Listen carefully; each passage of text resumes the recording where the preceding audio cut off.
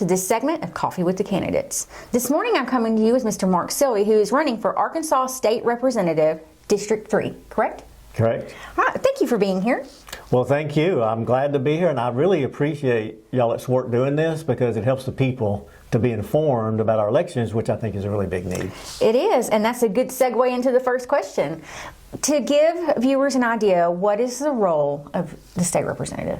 Okay, that is a very important question. It's one of the big reasons I'm in the race, is because the Constitution in our state actually defines that. I think we're getting away from that. And I have it right here in front of me. It says, all political power is inherent in the people, and government is instituted for their protection, security, and benefit. And so the role of a senator or representative is to protect the rights of the people that God gives. It's life, liberty, and property. And that really is the basic purpose of government, and that's what I'm going to be focused on doing. Okay. Well, tell me a little bit about your background.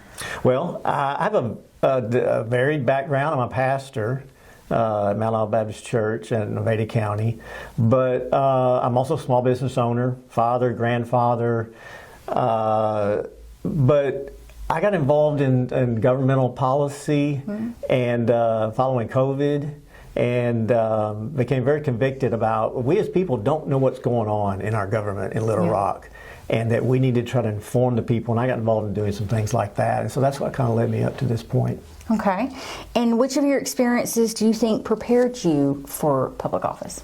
I think all of them, especially even a pastor. A lot of people might think it's strange I'm a pastor running for office, even though a lot of our founding fathers were pastors. Some of them were pastors. But a lot of our laws are moral laws, and I deal with that as a pastor. That's the basis of our laws, right and wrong, and just dealing with people. But then getting involved in the community, I did some town hall meetings in the last 3 years, and all of that really prepared me and led me up to what I'm doing now. Okay. And who or what inspired you to enter this race for state senator? I know I said representative earlier, and we're not going to redo the whole thing because I said the wrong word. But who inspired you to want to be a state senator?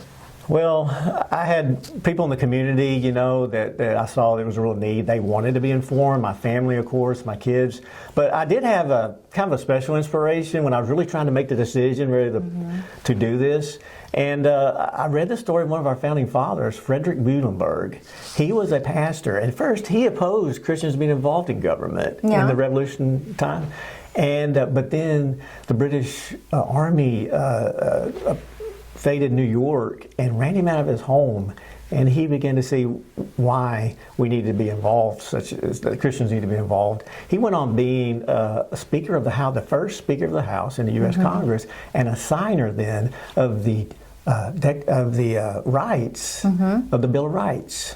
And so that inspired me. It's like a pastor did that. And it's like he stood for what was right in the Bible. And then he stood for the Constitution that's so much of the foundation of our country. That inspired me. All right. Thank you. All right. Are there any particular concerns do you have any issues you're most concerned about when it comes to this office? Yes. 3 really big ones. We might just get to the first 2. We'll see how time goes. But that we have representatives who represent the people rather than big money organizations. I think that's a big problem that we have, because I think it creates divided loyalties and conflicts of interest at times. And I think we need a representative who will be focused on the people of the district, of their rights and their issues, rather than some corporation off in another corner of the state who's putting a bunch of money into campaign funds. I think we need to stop doing that and have a representative of the people. The second is that we really have a strong stand on moral issues. As a pastor, I'm very concerned about that. We had a bill last year of dealing with drag queen story hours, which is unfortunately an issue we're dealing with, and we need to protect our children. And I was not satisfied with the way the legislature had a strong bill and they backed away from it because of pressure. I'm very concerned about it. We need to have a very strong stand on moral issues, and that is a very important focus of what I'll do. And you said you had a third? Yes, and actually I'm kind of going blank on it right now. Oh, that's okay. I threw you off there, sorry. All right. Well, you will have time at the end if you've got something you want to add. Yeah, maybe it'll come to me by then. Okay. Well, how do you plan to involve citizens in your decision making?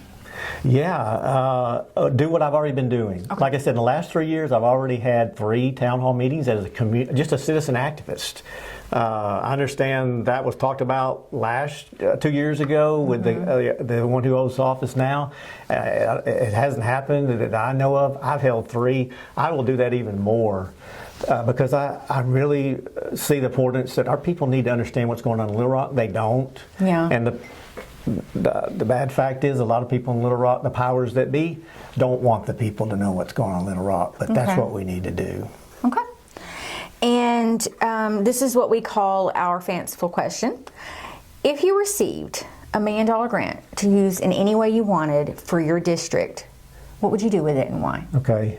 I think a fundamental purpose of government is fire protection and the police. Those are some of the basic functions of our government. Those are the least funded part of our government. That's just wrong. I attended a fire chiefs meeting in Navanee County the other night, and I heard fire chiefs say, "This truck's broke, that truck's broke, this truck's broke." We can't respond to fires out in rural areas. That's just wrong. We need to increase. I would take that $1 million to your question, and I would put it into rural fire departments. I'd put it into police. They're all so underfunded, and they're risking their lives for us. I would do that with it. All right. Well, thank you. That brings us to the end of our questions. Is there anything else you would like voters to know? Yeah, I remember that third issue. Okay. Is that we really be responsible with our money. Okay. And it's the taxpayers' money, that we respect the people. I see that coming back over and over. Last year, they had a $1 billion surplus, the legislature. They took most of that money, put it aside in a reserve account for future expenses. They gave back a little small. They're giving back a $150 tax credit here in April and a small tax cut. I think we should have done a lot more, especially this time when we're suffering with inflation, high sales taxes. That money ought to be rebated back to the people. It's our money anyway. I think there needs to be an attitude correction about whose money it is, and I would advocate for that. Thank you so much for being with us today. Thank you. And that's all we have for this segment of Coffee with the Candidates.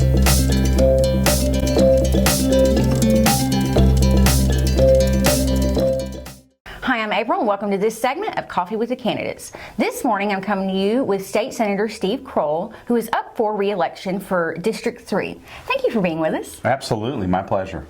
So to get us started, help citizens understand, what is the role of a state senator?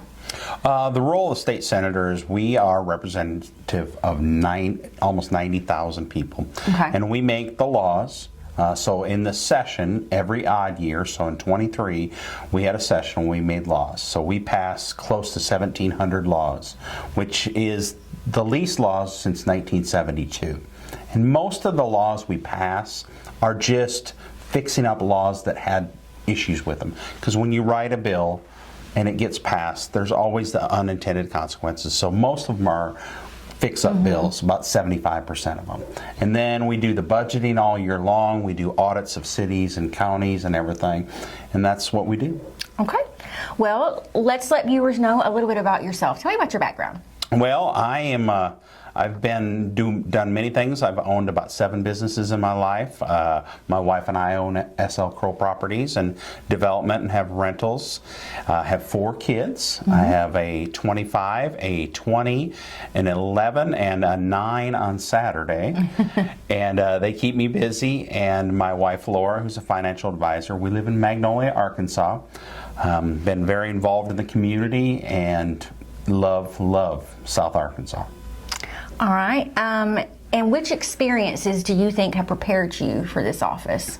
I ran for city council, and I was city council for 8 years, and that was invaluable to this office because you get to see the workings of the government, the workings of people, because working through things is having a relationship with people, understanding how to talk to people, and let them know that your heart is there for them.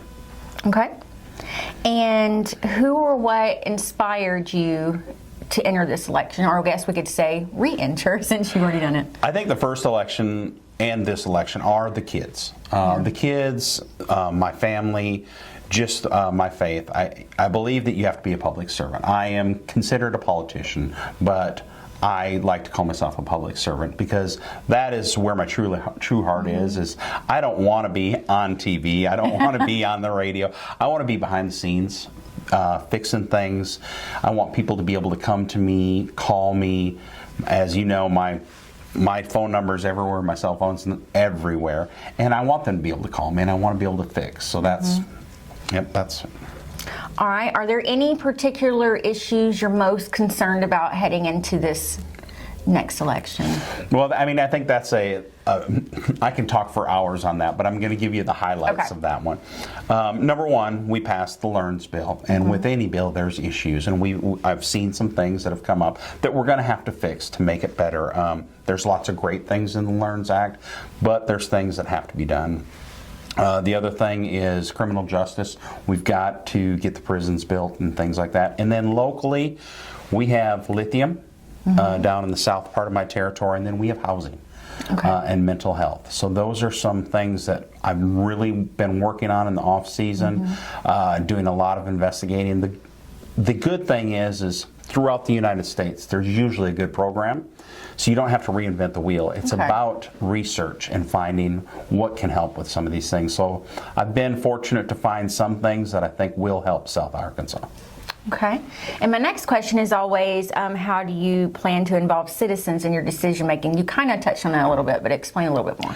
Well, I'm open. I'm in the district. The hard part is the first time I ran, I had hired somebody to my position in my company, and so I really didn't have a job, so to speak, day to day. I just had to do things on the weekends. Well, now working for the citizens, I'm up in Little Rock a lot. I stayed 159 nights in Little Rock for work for you all this last year. So that's a lot of time away from home, but it's a lot of time I can't be in the district. Yeah. So as much as I can be in the district, I am in the district to make sure that people can see me. And my cell phone is on every single thing. Okay. Every single thing there is.